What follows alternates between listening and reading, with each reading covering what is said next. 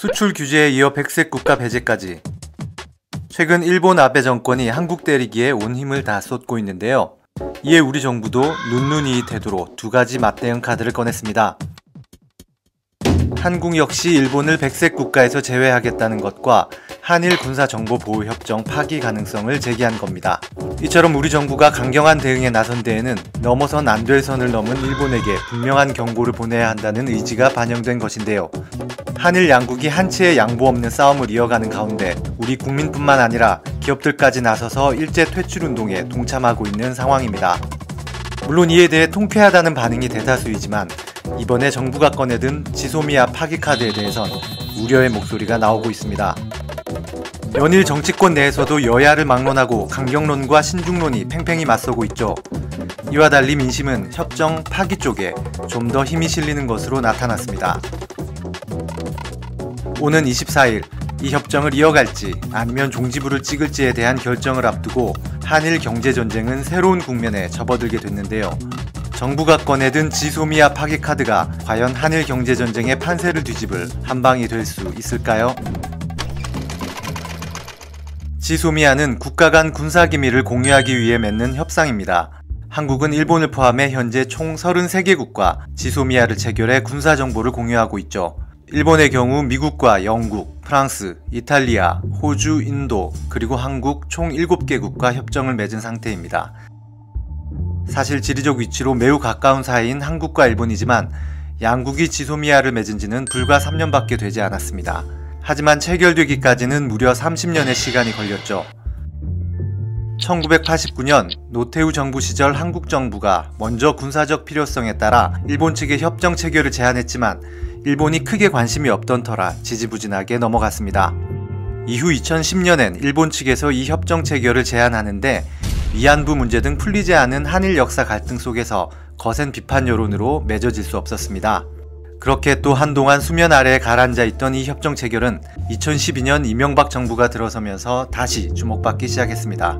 물론 그때도 여전히 여론의 반응은 싸늘했죠. 결국 정부는 비밀리에 일본과 지소미아 체결을 추진하려다가 뒤늦게 이 사실이 알려지자 맹비난이 쏟아졌고 또다시 논의가 중단됐습니다.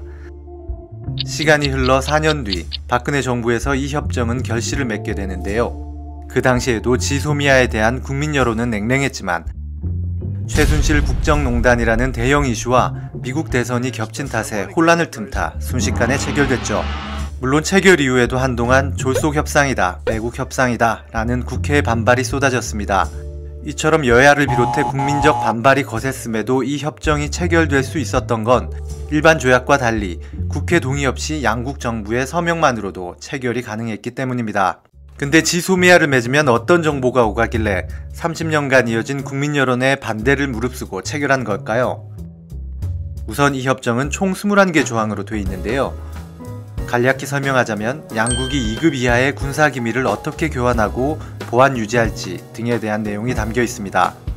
이 협정의 가장 큰 핵심은 한일 양국이 북한 군과 북한 사회 동향, 핵과 미사일에 관한 정보 등을 공유하는 것인데요. 마침 협정이 체결될 당시 북한의 핵실험 빈도와 잇따른 탄도미사일 도발이 잦아지면서 한미일 안보동맹의 필요성이 부각되던 시기였죠. 실제로 북한이 동해에 미사일을 쏠 경우 한국 레이더로는 미사일 낙하 순간 등을 볼 수 없고 일본은 발사 전후 조짐이나 신호정보 습득이 어렵다는 약점을 갖고 있었습니다. 즉, 이 협정을 통해 서로의 빈틈을 보완하는 것이 주된 목표였던 겁니다. 한국은 대북 감시 능력이 뛰어나 북한과 인접한 지역의 무선 통신을 감청할 수 있고 고위급 탈북자나 북중 접경 지역의 인적 네트워크에 강점이 있습니다. 반면 일본의 경우 북한 핵 미사일 정보 수집, 분석 능력이 뛰어났죠. 이러한 정보 수집을 위해 갖춘 장비만 해도 어마어마하니까요. 서로 다른 영역에서 비교 우위를 가진 한일은 이 협정을 통해 지난 4년간 48건의 정보를 주고받았다고 알려졌는데요. 물론 이렇게 양국이 주고받은 정보는 철저히 비밀이기 때문에 구체적인 내용은 공개되지 않았습니다. 한일 지소미아는 유효기간이 1년으로 오는 24일 협정 만기일을 앞두고 있습니다. 양국이 기한 90일 전에 파기 의사를 통보하지 않으면 자동으로 연장되죠. 하지만 최근 일본의 잇따른 보복성 경제 조치로 인해 한일 갈등의 골이 깊어지면서 계속 이어갈지 여부가 논란이 되는 겁니다. 그런데 사실 지소미아 파기론이 나오면서 정작 가장 불안해하는 곳은 미국입니다. 표면적으로 봤을 땐 한국과 일본 양국 간 군사협정이지만 사실 이 협정이 체결되기까지 미국의 힘이 컸기 때문인데요. 당시 미국은 한국과 일본에 각각 동맹을 맺고 있었지만 단일 동맹으로는 중국을 견제하기 쉽지 않다고 판단해 한미일 연결고리를 만들고 싶어 했습니다. 그래서 한국과 일본에 적극적으로 지소미아 체결을 다독였고 그 결과 일명 한미일 3자 안보협력의 상징이 맺어진 거죠. 따라서 한일 지소미아가 파기되면 한미일 군사동맹이 흔들리게 되고 미국 역시 자신들이 짜놓은 동북아 안보 전략에 구멍이 뚫리게 되니까 예민하게 반응할 수밖에 없는 겁니다. 앞서 말했듯이 한일 간 풀리지 않는 역사적 문제에도 불구하고 지소미아를 맺게 된 배경엔 북한의 핵미사일 고도화 그리고 미국의 세계 패권 전쟁 등 복합적인 이유와 연결되어 있는데요. 그렇다면 한국이 맞대응으로 꺼내든 이 카드는 과연 어떤 파장을 불러올까요? 정말 일본이 무릎 꿇을 만큼의 강력한 한방이 될까요? 우선 군사 전문가들은 지소미아 파기에 대해 치킨 게임과 같다고 입을 모으고 있습니다. 양국이 상호 보완적인 관계이기 때문에 파기 시 서로 종합적인 군사 정보를 획득하기 어렵다는 거죠. 물론 파기하더라도 각자 미국과의 동맹을 통해 정보를 공유하겠지만 한일 간 직접적인 교류가 없어지기 때문에 정보의 신속성이 떨어진다는 것입니다. 반면 지난 4년간 한일 양국이 공유한 정보가 고작 48건에 불과하다는 점을 들어 어차피 활발한 교류가 없었기 때문에 서로에게 득실이 의미가 없다는 의견도 맞서고 있습니다. 즉 일본 압박용 카드로 꺼내들기엔 역부족이라는 거죠.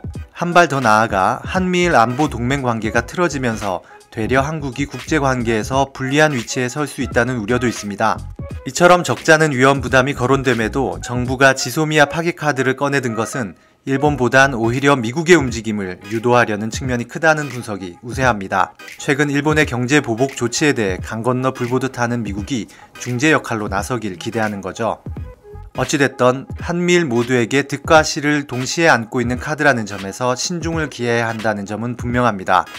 특히 일본의 경제 제재로 시작된 한일 분쟁 문제를 경제 분야에 국한하지 않고 국가 이해관계로 얽힌 군사안보 영역까지 확대한다면 오히려 국제사회의 지지를 받지 못할 우려가 있습니다. 감정에 앞서 강대강으로 맞대응하기보단 주변국과 제3국 등의 관계를 철저히 파악해 전략적 지혜를 발휘하는 것이 필요한 때입니다.